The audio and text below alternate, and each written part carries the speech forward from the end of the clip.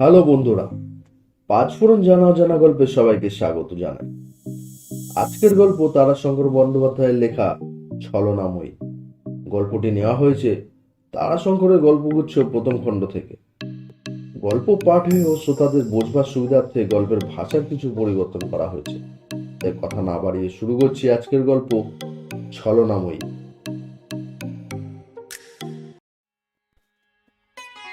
অসমতল গিরিমাটির বিস্তীর্ণ প্রান্তর, মাঝে মাঝে কালো পাথরের স্তূপ মাথা ফেলে উঠেছে। চারিদিকে নতিবৃহৎ পলাশের গাছ একটা শীর্ণ বনসভার সৃষ্টি করেছে। তার মধ্যেই কতগুলি খপরার বাংলো।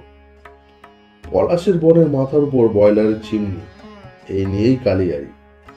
ধনী শ্বশুরের এমনি একটি কালিয়ারির ঠিকাদারি নিয়ে অমিয় এই ভৈরবী প্রকৃতিময়ী দেশে উপস্থিত হলো। শ্বশুরের কালিয়ারিতে অভিনন্দন না হোক, একটা সাড়ম্বর অভ্যর্থনা সে প্রত্যাশা করেছিল। কুঠির কর্মচারী বাবুরা ও আরো সকলে ভিড় করে এসেছিল। বেবি পেট্রোম্যাক্সের উজ্জ্বল আলো জ্বালানো হয়েছিল। অমিও মনে মনে ম্যানেজার বাবুকে খুঁজছিল, কিন্তু মুখ ফুটে ম্যানেজার বাবুকে প্রশ্ন করতে তার কেমন বাজছিল। উপস্থিত বাবুদের মধ্য থেকে একজন এসে তাকে পরিত্রাণ করলো। সে বলল, আগে আমি হলাম এখানকার স্টোর বাবু, ইনি কম্পাস। এরা দুজন মুন্সি, আর ইনি হলেন খাদ বাবু। অমিও ধাঁধায় পড়ে গেল। কম্পাস মানে তো সে জানতো যন্ত্র, কিন্তু জ্যোতির্নির্ণয় সব গুলিয়ে গেল। মানুষ কম্পাস হলো কেমন করে সে বুঝল না। অবশেষে একান্ত ভালো মানুষের মতো সে বলল, কম্পাস কি বললেন? বেমানান লম্বা রকমের এক ব্যক্তি এগিয়ে এসে বেশ সম্প্রতিভ হাসি মুখে বলল, কে আমি? অমিও অবাক হয়ে গেল। কম্পাস বলে গেল, একরা থেকে পাস করে এসেছিলাম আগে, তারপর থেকেই আপনার আশ্রয়ে আছি। সবে তখন 1 নম্বর পিঠ হয়েছে, আমি তারপর 2 নম্বর, 3 নম্বর, 4 নম্বর সব কেটেছি। এখানে কানাই কম্পাসকে না চেনে এমন কুলিকাবিন আপনি পাবেনই নাই। অমিও ভাবলো কম্পাসের উপাধি, নামটা বাঙালি কিন্তু উপাধিটা বিদেশি। সন্দেহ বজনের জন্য সে প্রশ্ন করল, আপনারা? গলা থেকে মোটা কৃষ্ণবর্ণ এক গোছা উপবৃত্ত বার করে কম্পাস বলল, আগে ব্রাহ্মণ, উপাধি চক্রবর্তী, শাণ্ডিল্য গোত্র, কুলি নামরা আগে, রামেশ্বরের সন্তান, 2 পুরুষে ভঙ্গ। তবে যে বললেন কানাই কম্পাস, কম্পাস কি আপনাদের কোম্পানি দিয়ে উপাধি? স্টোর বাবুটি বর্ধমানের লোক, তিনি ব্যাপারটা বুঝিয়ে দিলেন। ঈষৎ হেসে বললেন, আজকে উনি এখানকার সার্ভেয়ার কিনা। কালিয়ারিতে সার্ভেয়ারকে কম্পাস বলে থাকে, রেলওয়ে গুডস ক্লার্ক যেমন মালবাবু আর কি। হাত ছেড়ে আমিও বলল, ও। এতক্ষণে তার ভদ্রতার হুঁশ হলো। তাড়াতাড়ি সে বলল, বসুন আপনারা, দাঁড়িয়ে আছেন যে? সমস্যায় সবাই বলে উঠল, বেশ আছি আমরা, বেশ আছি আমরা। ইজি চেয়ারটা হেলান দিয়ে আমিও একটা সিগারেট ধরালো। তারপর বলল, কই ম্যানেজার বাবু তো এলেন না? কেউ উত্তর দিল না। সবাই পরস্পরের মুখের দিকে চেয়ে রইল। অমিও আবার বলল, কই তিনি কোথায়? শীর্ণ কম্পাস বলে উঠল। আহ, সত্যি কথা, তার আর ভয় তো কি রয়েছে। আগে তিনি কিরকম লোক মশাই কে জানে। সন্ধ্যাবেলায় কি সব যোগজাগ করেন, ভূত প্রেত নিয়ে নাকি, বলে পিশাচ সিদ্ধ। এই যে ম্যানেজার বাবু আসছেন আগে। সম্মুখ প্রান্তরে উজ্জ্বল একটা আলো এগিয়ে আসছে। সেই আলোর পেছনে একটি খর্বাকৃত শীর্ণ মানুষ উপরে উঠে এসে বললেন, নমস্কার। উজ্জ্বল বেবি পেট্রোম্যাক্সের আলো পরিপূর্ণরূপে আগন্তুকের উপর পড়েছিল। তার দিকে দৃষ্টি নিক্ষেপ করে আমিও বিস্ময়ে স্তব্ধ অভিভূত হয়ে গেল।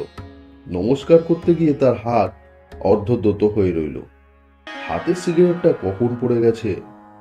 কাঁচা পাকা দীর্ঘ রুক্ষ চুল আগন্তুকের মুখখানাকে অর্ধাবৃত করে চারিদিকে বিশৃঙ্খল ভাবে ঝুলে রয়েছে।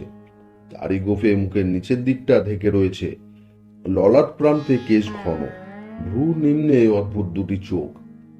কুঠারাগত অতি ক্ষুদ্র চোখের প্রদীপ্ত তারা দুটি অচঞ্চল, স্থির, দৃষ্টি নির্মেষহীন, কঠিন।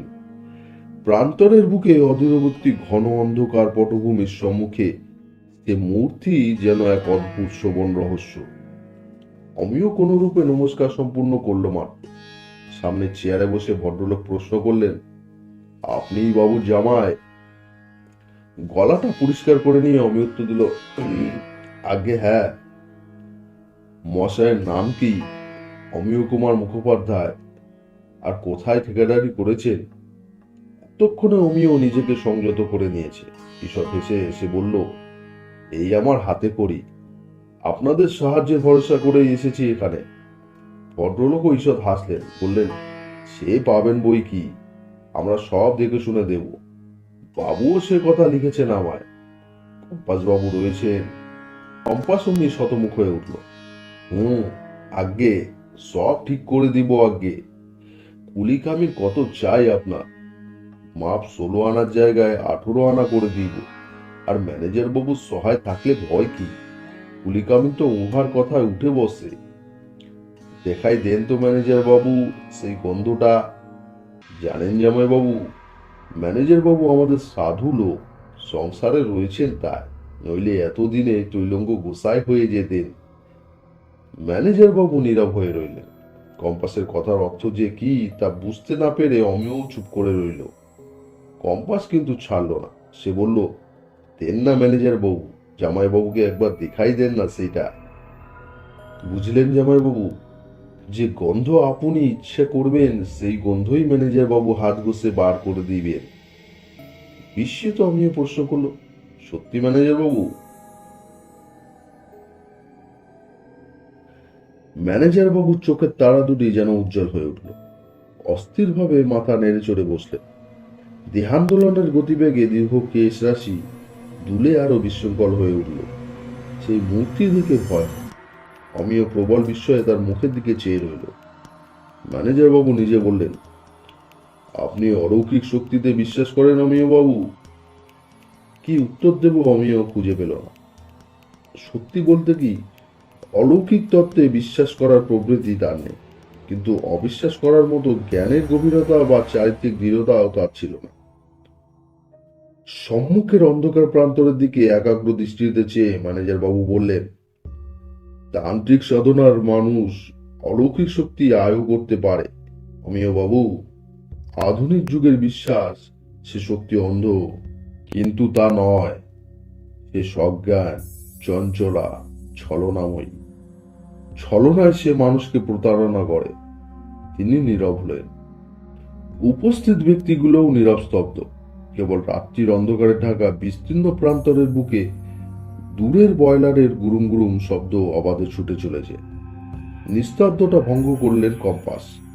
সে মৃদুস্বরে বলে উঠল, দেখাই দেন না গন্ধটা জামাই বাবুকে। ভদ্রলোক নিম্নস্বরে হেসে উঠলেন। তারপর ধীরে ধীরে বললেন, সত্যি দেখবেন অমিয় বাবু? অমিয় ঘাড় নেড়ে সম্মতি জ্ঞাপন করল। আচ্ছা, আমার হাত শুকে দেখুন, কোনো গন্ধ আছে কি? হাতে গন্ধ একটা আসছিল। অমিয় বার দুয়েক শুকেও কিসের গন্ধ বুঝতে পারল না।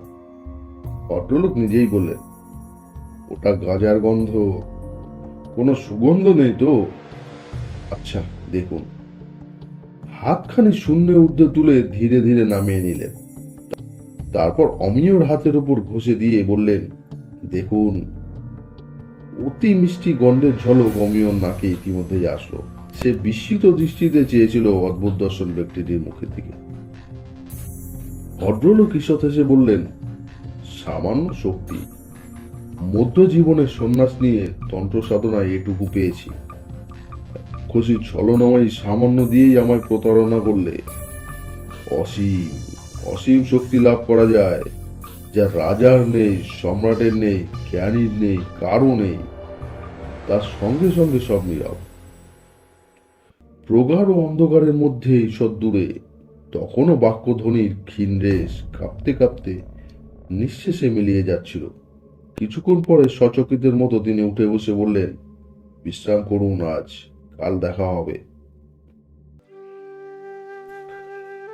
পরদিন থেকে অমেয় ঠিকাদারি আরম্ভ হবে, অর্থাৎ খনি থেকে কয়লা তোলা ইত্যাদি যাবতীয় কাজ সে একটা নির্দিষ্ট খরচের মধ্যে করবে। খনির মালিকের তরফ থেকে ম্যানেজার ও সার্ভেয়ার সমস্ত দেখে শুনে নেবেন ও কার্যপ্রণালী নির্দেশ করে দেবেন। ম্যানেজার বাবু তখনও অফিসে আসেননি। কম্পাস ধুমধামের সাথে জামাইবাবুর হিতান্বেষ করছিল। অমিয় কিন্তু চিন্তা করছিল ম্যানেজার বাবুর কথা। সে বলল, কই, ম্যানেজার বাবু তো এলেন না এখনো। কম্পাসের উচ্চ কণ্ঠস্বর কম্পাসে কাটার মতো এক পাক ঘুরে গেল। অতি মৃদু স্বরে সে বলে উঠল, ও বেটা পাজিকে আপনি বিশ্বাস করবেন নাই। বেটা পয়লা নম্বরের চোর আর ভণ্ড। আমি সব ঠিক করে দিব। অমিয় অতিমাত্রায় বিস্মিত হয়ে কম্পাসের মুখের দিকে চেয়ে রইল। কোনো মতে সে বুঝতে পারল না, আকস্মাৎ বিনা কারণে ম্যানেজার বাবুকে এমন ধরা গালিগালাজ কেমন করে দেওয়া যায়। কম্পাস কিন্তু সে দৃষ্টির অর্থ বুঝলো অনুরূপ। গর্বাস্ফীত কণ্ঠে সে বলে গেল, হুঁ তো কি, একটা আল্লাহ উহাকে আপনি দিবেন নাই। পার মাতাল বেটা ভণ্ড। ঘরে 18 বছরের আইবুড়ো মেয়ে মশাই, বিয়ে দেয় না বেটা, পরিবারকে ধরে মারে। কিছু বলি না ভয়ে মশাই, ভূত পেরে দিয়ে কি করে দেবে শেষে। অমিয়র মন বিরক্তিতে ভরে উঠল। এই শীর্ণ কুটির মানুষটির উপর অশ্রদ্ধা আর তার সীমা রইল না। কম্পাস বলল, আর দয়া করে যদি কিছু দেন তবে উহার পরিবারকে দিবেন। আহা মশাই, ওই শুনুন, পরিবার না হয় মেয়েকে ধরে ঠেঙাইছে বেটা। কান্না শুনতে পাচ্ছেন নাই? সত্যি চাপা কান্না আর আত্মধ্বনি ম্যানেজারের বাংলোর দিক থেকে ভেসে আসছে। আমিও আশ্চর্য হয়ে গেল। এ কি, শিক্ষিত ব্যক্তি গৈরিকের আবরণে যে অঙ্গ আবৃত করেছিল, সাধনায় যে মানুষ খানিকটা অগ্রসর হয়েছে, তার এই কি ব্যবহার? কম্পাসকে সে প্রশ্ন করল, আচ্ছা, ভদ্রলোকের কি মাথায় গোলমাল আছে? অদ্ভুত ভঙ্গি করে কম্পাস বলে উঠল, সাধের গোলমাল? পাগল ডাল না হইলে ভাত খায় না। সাধের পাগল আমার। পান থেকে চুলটি খসলেই এ কি কাণ্ড মশাই। ঠ্যাঙায় পেচপাট করে বলে এক এক দিন, ওই যে মশাই বেটা, আমি পালাই মশাই, লইলে আমায় লিবে এক চোট। বেটা যে করে আমার দিকে চাই মশাই, না হয় খেয়ে ফেলবে আমাকে। কম্পাস টষ্টপদে বিপরীত দিকে লক্ষ্য করে চলে গেল। অমিয় দেখলো ম্যানেজার বাবু নিজের বাংলোর বারান্দায় হাতে নাম্বার পোশাক পরে দাঁড়িয়ে আছে। পরনে খাকি শার্ট, খাকি কমিজ, মাথায় হ্যাট, তে লাথি। অমিয় হাত তুলে নমস্কার করল। সুপরিস্ফুটিত তাচ্ছিল্যের সাথে অর্ধ নমস্কারের প্রত্যাভিবাদনে করে গম্ভীর স্বরে তিনি ডাকলেন, এইদিকে শুনে যান। অমিয়র বিস্ময়ের মাত্রা ক্রমশ বাড়ছিল। সে অসন্তুষ্ট চিত্তেই অগ্রসর হলো। আজ স্পষ্ট দিবালয়ে মানুষটিকে প্রত্যক্ষ রূপে দেখে সে শিউরিয়ে উঠল। রাত্রিরে প্রদীপ্ত আলোতে মুখের কুঞ্চিত রেখাগুলো দেখা যায়নি। রৌদ্রদগ্ধ তাম্রাপুর ললাট শিবলি রেখার মতো কুঞ্চন রেখা রেখাঙ্কিত। নাকের বাদিকটা এইসব স্ফীত। অসন্তোষে, ক্রোধে, ঘৃণায় মানুষটি যেন অতিমাত্রায় জর্জর। তারই অভিব্যক্তির পূর্ণ প্রকাশ পেয়েছে। বিনা ভূমিকায় ম্যানেজার বাবু বললেন, কাজ কি আরম্ভ করলেন আপনি? অমিয় বলল, না, কাজ আরম্ভ হয়নি এখনো, আপনারই অপেক্ষা করছি। ভদ্রলোক যেন ঈষৎ খুশি হয়ে উঠলেন। বললেন, আপনি শিক্ষিত লোক, কাজের প্রণালী জানেন। আমার আদেশ না নিয়ে কাজ আরম্ভ করলে সত্যিই বিরক্ত হতাম আমি। আসুন। সঙ্গে সঙ্গে তিনি এগিয়ে চলেন। আমিও তার অনুসরণ করল। হাতের লাঠিটা তুলে সামনের দিকে প্রসারিত করে ম্যানেজার বাবু বলেন, নদীর ধারের 5 নম্বর ইনক্লাইনটায় জলের চাপ বড় বেশি। পাম্পিং এর ভালো বন্দোবস্ত করা দরকার। সেটাই আগে দেখায় চলুন। আকস্মাৎ অমিয় প্রশ্ন করে বসল, আপনার মনটা কি তেমন ভালো নেই? উত্তরে অতি রুক্ষস্বরে প্রশ্ন হলো, কেন? আর কোনো প্রশ্ন করতে অমিয়র শঙ্কা হলো। কি জানে উত্তরে এই দুর্মুখ মানুষটি কি বলে বসবে। অসমতল তরাঙ্গিত গৌরিক বর্ণ, বিস্তীর্ণ প্রান্তরের বুকে মানুষের পায়ে রচা পুরো পথ খনির কয়লার গুঁড়োয় গুঁড়োয় কালো রং হয়ে গেছে। আশপাশে পলাশ গাছের সারি, উপরের আকাশ জুড়ে কয়লারে কালো ধোঁয়া যেন জলঘন মেঘ সৃষ্টি করেছে। নীরবে পথ অতিক্রম করতে করতে ম্যানেজার বাবু বললেন, অমিয় বাবু। শঙ্কিত ভাবে অমিয় উত্তর দিল, বলুন। এই কাজে আপনি নতুন, আপনি জানেন কিনা জানি না, ম্যানেজারকে সন্তুষ্ট রাখতে ঠিকাদারকে কিছু দিতে হয়, সেটা আমাদের প্রাপ্য। অমিয়র আত্মসম্মানে আঘাত লাগলো। সে নীরব হয়ে রইল, কোনো উত্তর দিল না। ম্যানেজার বাবু বললেন, আমার অর্থের কিছু প্রয়োজন, বিশেষ প্রয়োজন। অমিয় তবু কোনো উত্তর দিল না। ভদ্রলোক বলে গেলেন, জীবনে অর্থ, ভোগ, সম্মান প্রভুর কামনা করেই এই সাধনায় আমি প্রবৃত্ত হয়েছিলাম। ব্যর্থ হয়ে গেলাম, কিন্তু ভোগ প্রভুত্ব এ আমার চাই, এ আমাকে পেতে হবে। রাজার, সম্রাটের কতটুকু ভোগ, কতটুকু প্রভুত্ব, সে ছলনময়ীকে সবসে আনতে পারলে অনন্ত ভোগ, অসীম প্রভুত্বকে কল্পনা করতে পারবেন না, কল্পনা করা যায় না। তিনি ক্রমশ উত্তেজিত হয়ে উঠছিলেন। কণ্ঠস্বর অদূরে বয়লার গর্ভের রুদ্ধ বাষ্পশক্তির মতো কেঁপে উঠেছিল। সৃষ্টির শ্রেষ্ঠ রূপ, দুর্লভ বিলাস, শ্রেষ্ঠ আহার, ইচ্ছা মাত্র কীটদাসীর মতো সে যোগাবে। আর প্রভুত্ব, কি প্রভুত্ব আছে সম্রাটের? মৃত্যুর গ্রাস থেকে রক্ষা করতে পারবে সে? মৃত্যু যখন আসে তখন সে সাধারণ মানুষের মতো ভগবান ভগবান বলে নির্মম প্রকৃতির পায়ে মাথা কোটে। অন্ধ মানুষ জানে না, নির্মম নিষ্ঠুর প্রকৃতি ক্রন্দনে গলে না, প্রার্থনায় নিষ্ঠুরের মতো ব্যঙ্গ করে চলে যায়। তাকে আয়ত্ত করতে হয়, জোর করে সবসে আনতে হয়, নারীর মতো, পৃথিবীর মতো। তখনই সে হয় দাসী। মানুষের মনোরঞ্জনে বেশ্যার চেয়েও সে তখন মিষ্টিমুখী। অমিয় বুঝল ভদ্রলোকের মস্তিষ্ক প্রকৃতিস্থ নয়, বিকৃত হয়ে গেছে। তার আবেগ কিন্তু তখনও শেষ হয়নি। তিনি বললেন, এইখানে নদীর ধারে এক শ্মশান আছে, সাধনার উপযুক্ত শ্মশান। ওইখানে আবার আমি সাধনা করব। কিছু অর্থ আমার চাই, আপনি দেবেন সে অর্থ আমাকে? এতক্ষণে আমিও ধীরে ধীরে বললেন, পরে বলবো আপনাকে, এখন কিছু বলতে পারলাম না।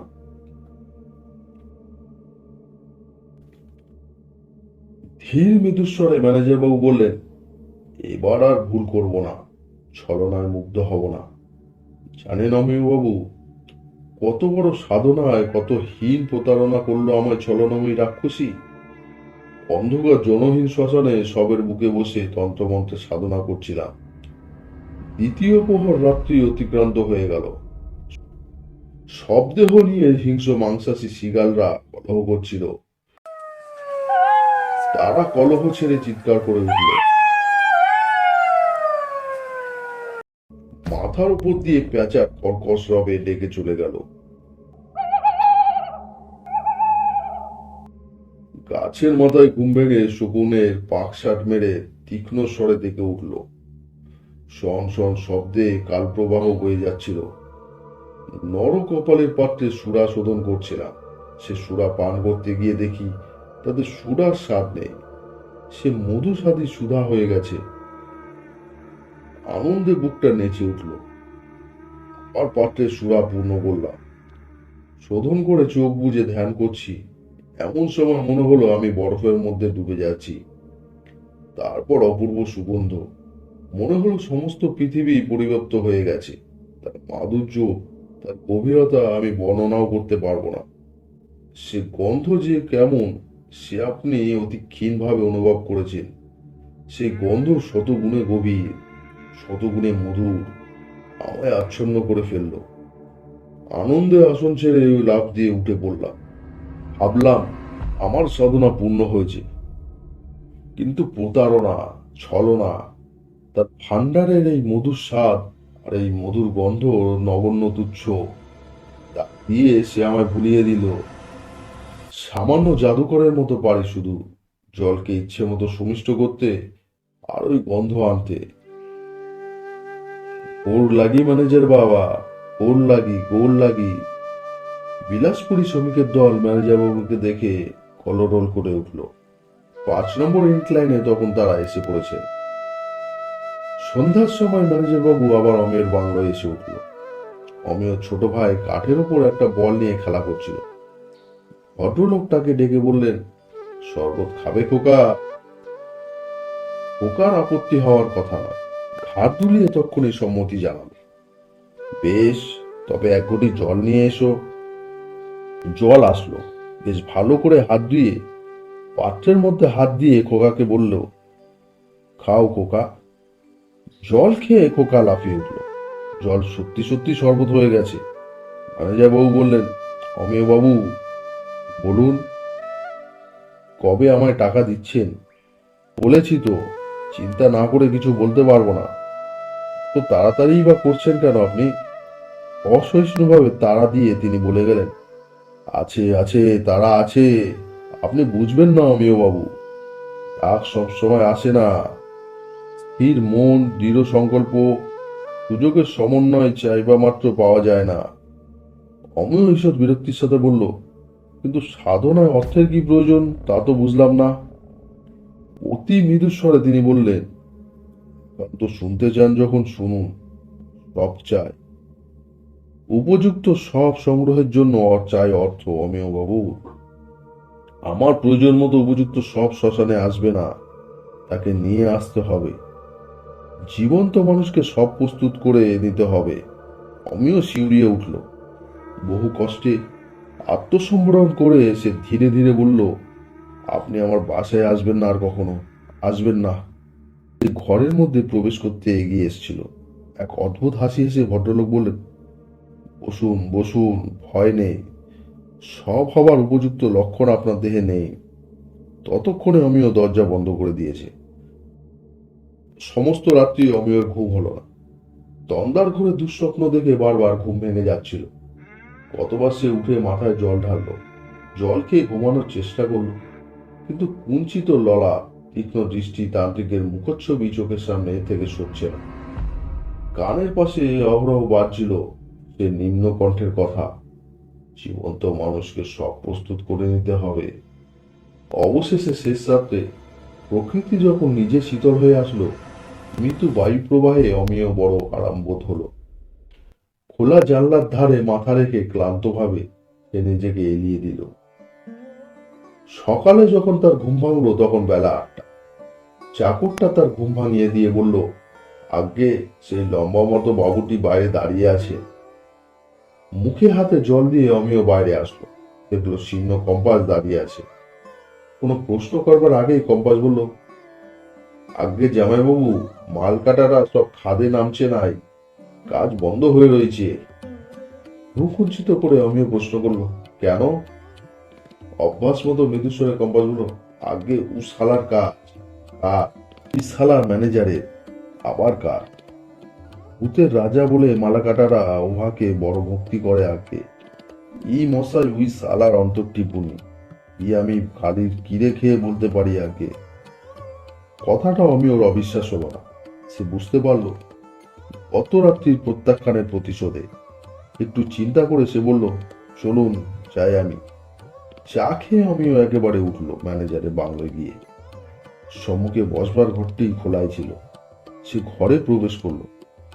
ঘরটা চারদিকে আবর্জনায় পরিপূর্ণ। একদিকে একখানা মাদুরের উপর কতগুলি মুড়ি ছড়ানো, মনে একটা শূন্য বোতল, মদেরই বলে মনে হয়, গড়াগড়ি খাচ্ছে। পাশে গাজার কলকেরও দেখা মিলল। দরজাবিহীন একটা দেওয়াল, আলমারির ওপর একটা নরক পালের পাত্র, একটা পেরেকে ঝুলানো আছে একগাছি রুদ্রাক্ষের মালা।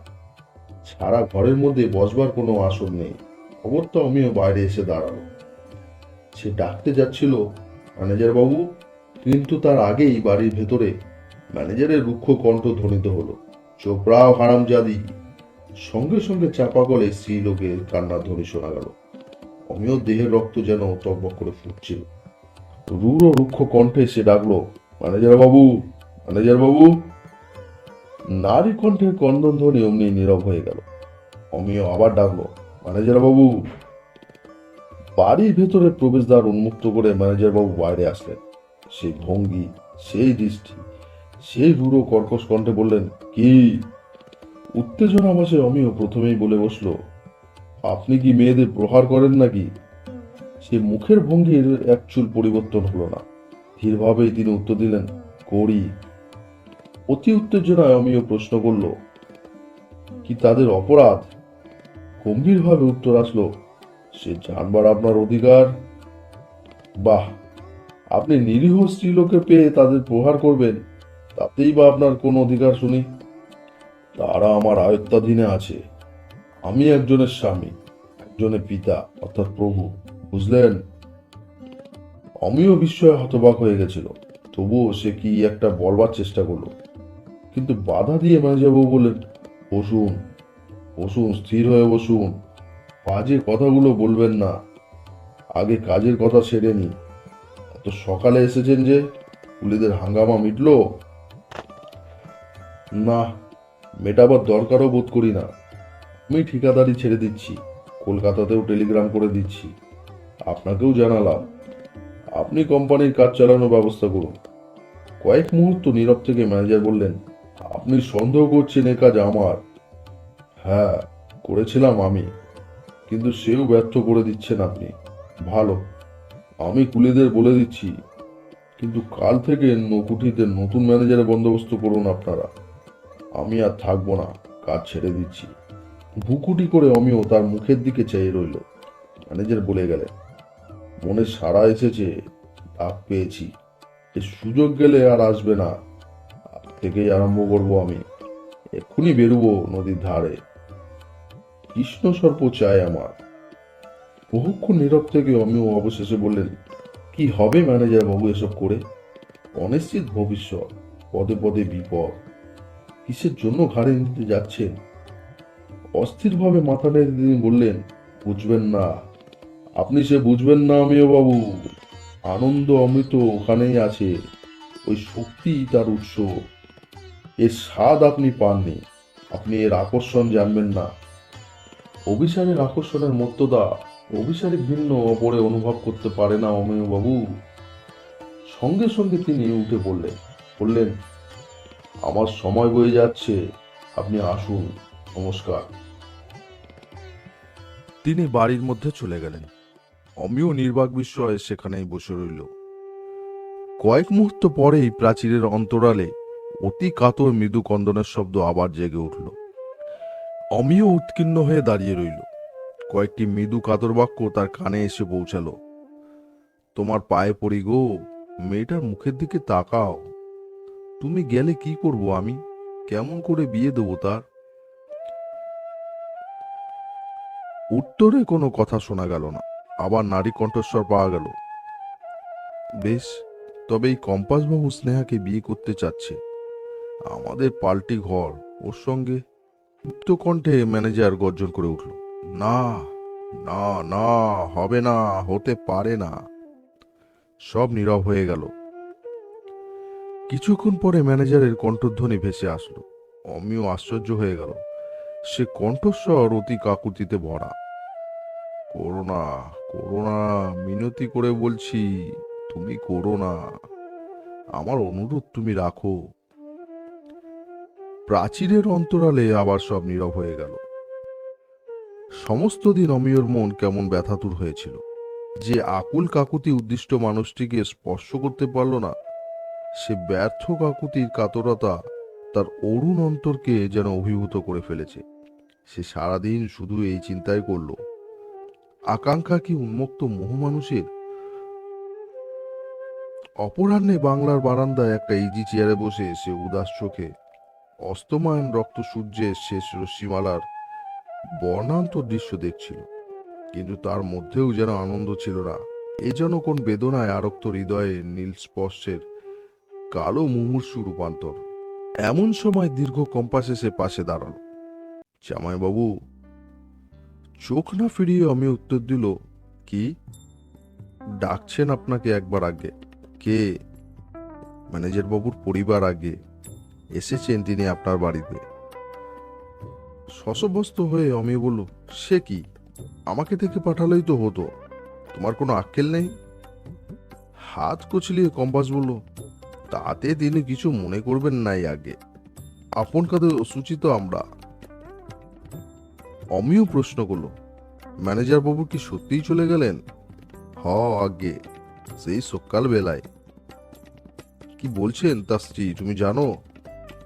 কম্পাস কয়বার কি বলার চেষ্টা করলো, কিন্তু পারলো না। অবশেষে বলল, তেনার কাছেই শুনবেন আগে। বাসার মধ্যে প্রবেশ করে অমিয় দেখলো অবগুণ্ঠিতা এক পৌর আর অবগুণ্ঠিতা এক যুবতী। কৈশোর তার উত্তীর্ণ হয়ে গেছে। মুগ্ধ বিস্ময়ে অমিয় মেয়েটির মুখের দিকে চেয়ে রইল। এই সেই কঠোরতান্ত্রিকের সন্তান, সন্ধ্যাকাশে গোধূলি তারার মতো শুভ্র, প্রশান্ত, সুন্দর। অমিয় বলল, আমায় কিছু বলবেন মা? মাতৃ সম্বোধনে অবগুণ্ঠনের অন্তরালেও নারী হৃদয়ের কৃতজ্ঞতার সজল উচ্ছ্বাস অপ্রকাশ রইল না। গলার শব্দ করে কম্পাস সামনের দিকে এগিয়ে আসলো। মেয়েটি একটা থামের অন্তরালে গিয়ে সরে দাঁড়ালো। কম্পাসই আরম্ভ করলো, বলে ফেলেন আপনি, জামাইবাবু সব ঠিক করে দিবেন, বড়া দয়াল উনি আগে। বিরক্তিভাবে অমিয় বলল, বলুন আপনি। কুণ্ঠিত মৃদু স্বরে পৌরা বললেন, আমার অদৃশ্যের কথা তো সব শুনেছেন।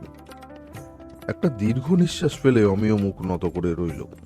পৌরা বললেন, দুটি অনুরোধ আপনার কাছে। আমায় দেশে পাঠিয়ে দিন, আর আমার মেয়ের বিয়ের একটা ব্যবস্থা করে দিন। মুখ তুলে একান্ত কুণ্ঠিত ভাবে অমিয় বলল, দেশে আপনাকে পাঠিয়ে দেবো বই কি, কিন্তু মা, আপনার মেয়ের কি ব্যবস্থা আমি করব?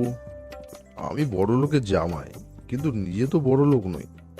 পৌরা বললেন, পাত্র আমার ঠিক করা আছে বাবা। কানাই দয়া করে মেয়েটিকে নিতে রাজি হয়েছে। কি বলে আশীর্বাদ করব আমি ওকে? টপ করে তার চোখ থেকে জল পড়তে লাগলো। অমিও জিজ্ঞেস করলো, কানাইকে? সলজ্জ হাসি মুখে অগ্রসর হয়ে কম্পাস বলল, নামটি আমার ভুলে গেছে না গে। কিছুক্ষণ নীরব থেকে অমিয় বলল, আপনার স্বামীর একটা মত নেওয়া। না, তার মত নেই। তা থাকলে অনেক দিনে শুভ কাজ হয়ে যেত বাবা। তবে পৃথিবীতে এই লোকটি ছাড়া তো আর কেউ আমায় দয়া করলো না।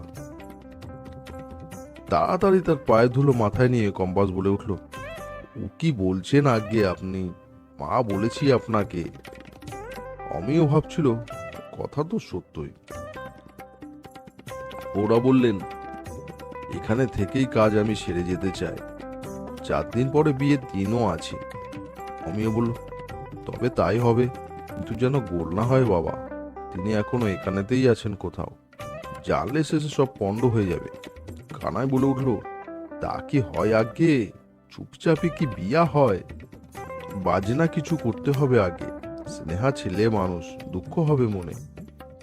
পাশে কুটিতে বন্দোবস্ত করছি আমি আগে, কিন্তু জানতে পারবেন না শ্বশুর ঠাকুর। সে বন্দোবস্তই হলো। প্রথম রাতেই বিয়ের লগ্ন ছিল। নির্বিঘ্নে বিয়ে শেষ হলো। বিয়ের আসরে কন্যার বেশভূষা থেকে কম্পাসকে শ্রদ্ধা না করে পারল না অমিয়। ইতিমধ্যেই কলকাতায় গিয়ে কানাই বিয়ের বাজার করে এনেছিল। বসনে ভূষণে লাবণ্যময়ী মেয়েটি সুমনোরমা হয়ে উঠেছে। ভোজনের ব্যবস্থাও করেছিল কানাই। পরের ভেসে সেই সকলের আদর আপ্যায়ন করেছিল। অমিয় সুপ্রসন্ন মন নিয়ে ঘরে ফিরে এসে শুয়ে পড়ল। যাক, মেয়েটির প্রতিভাগ্য সৌভাগ্যবতী হবে সন্দেহ নেই। সকালে একটা কোলাহলে তার ঘুম ভেঙে গেল। কারণ খুঁজতে গিয়ে একজন মুন্সি এসে বলল, আগে প্রকাণ্ড একটা সাপ। কোথায়? আগে কম্পাসের ঘরে। ভারী বেঁচে গেছে কম্পাস, বাসরে ছিল তাই। ঘরে থাকলে নিঘাত মৃত্যু হতো। মেয়েটি বড় লক্ষ্যমনা জামাইবাবু। আন রে আন, জামাইবাবুকে সাপটা দেখিয়ে নিয়ে যা।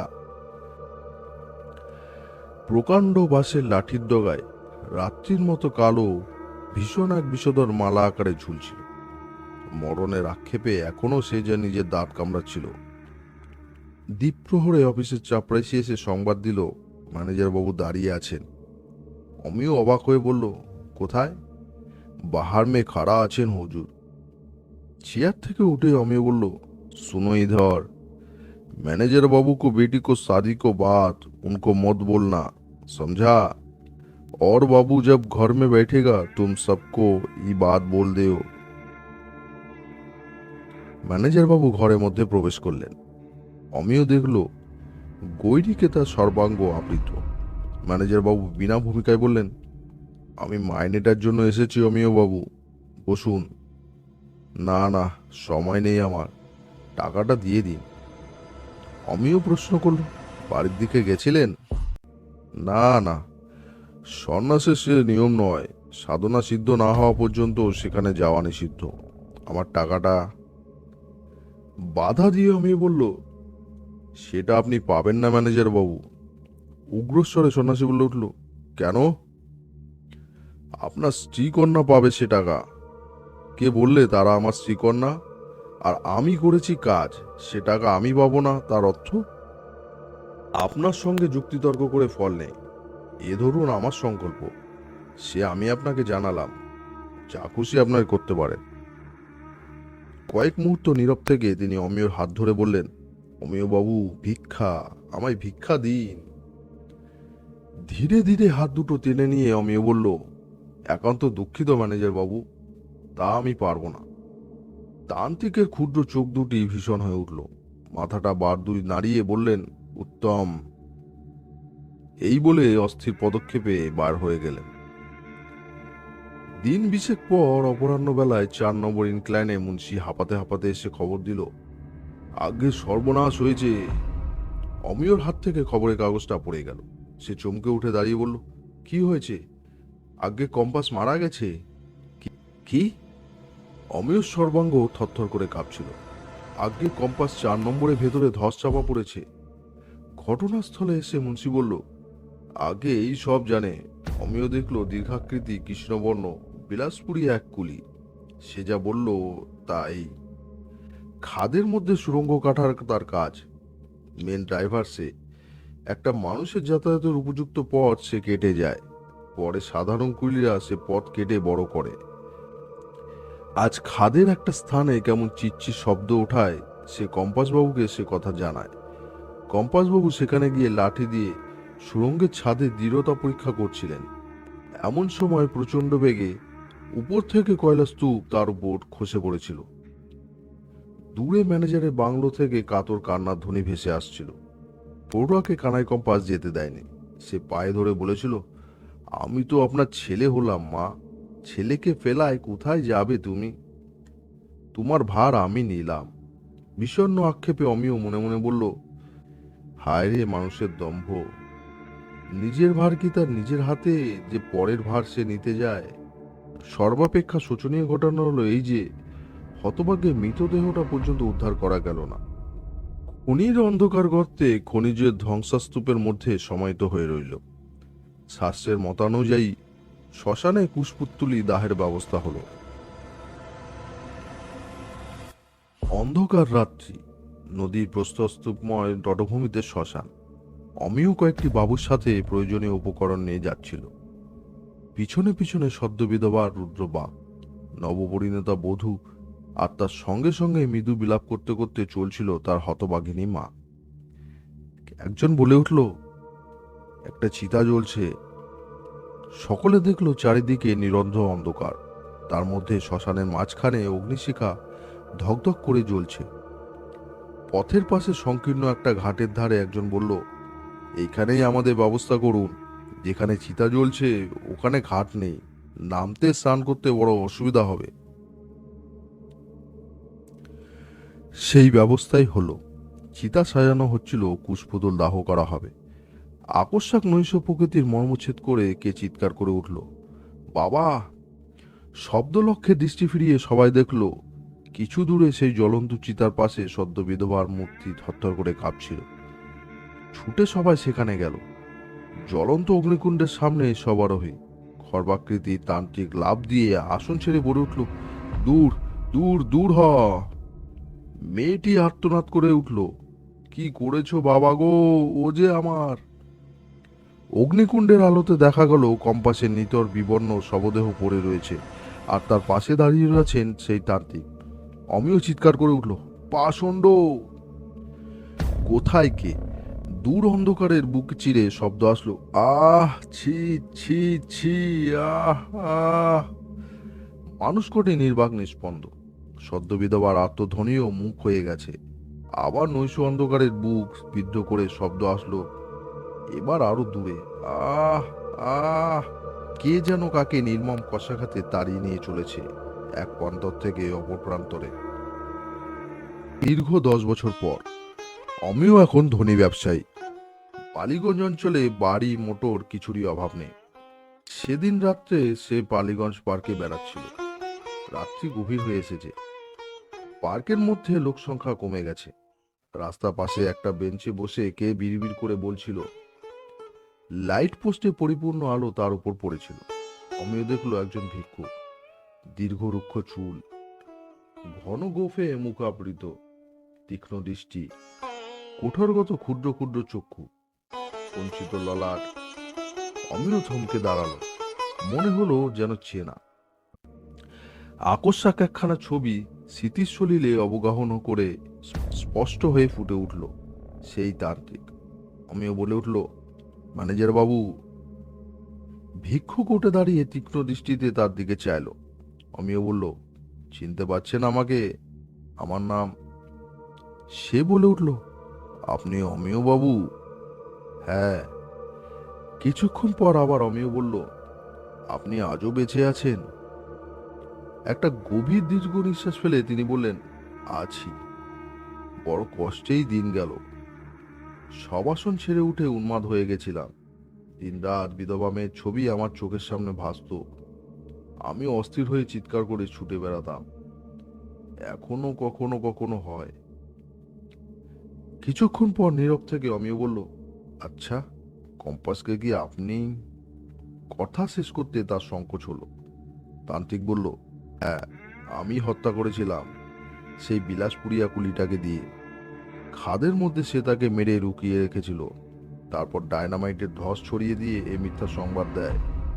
পরে সে সব দেহ আমাকে এনে দিয়েছিল। কম্পাসের দেহ অতি লক্ষণযুক্ত ছিল। তার ঘরে সাপও আমি দিয়েছিলাম। কিছুক্ষণ পর আবার তিনি বললেন, রাক্ষসী ভীষণ প্রতিশোধ নিয়েছে মনে করেছে, কিন্তু না, আবার আমি দেখব। অমিও ভয়ে ভয়ে পা বাড়ালো। তিনি বললেন, কিছু পয়সা দেবেন? কদিন খায়নি কিছু। অমিও পকেটে হাত দিয়ে কিছু টাকা বার করেছিল। আকস্মাক অতি চঞ্চলভাবে খর্বাকৃতি মানুষটি বলে উঠল, আহ ছি ছি ছি। দুহাত দিয়ে সামনে শূন্যে হাত দিয়ে কি যেন মুছে দিতে চেষ্টা করছিল। অবশেষে নিজের হাতখানা সজোরে ক্ষিপ্ত পশুর মতো সে কামড়িয়ে ধরল। দেখতে দেখতে দাঁতের পাঁচ দিয়ে বীভৎসভাবে রক্তধারা গড়িয়ে পড়ল। সভয়ে অমিয় ডাকলো, ম্যানেজার বাবু, ম্যানেজার বাবু। ক্ষতবিক্ষত হাতখানা ছাড়িয়ে দিয়ে রক্তাক্ত মুখে একান্ত শান্ত ক্লান্তভাবে তিনি বললেন, অতি যন্ত্রণায় সম্বিত ফিরে আসে, তাই। মানুষ তো আমি অমিয় বাবু।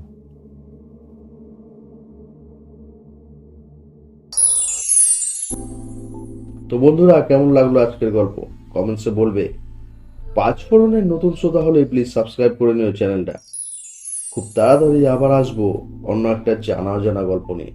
ততক্ষণ সবাই ভালো থাকো, সুস্থ থাকো।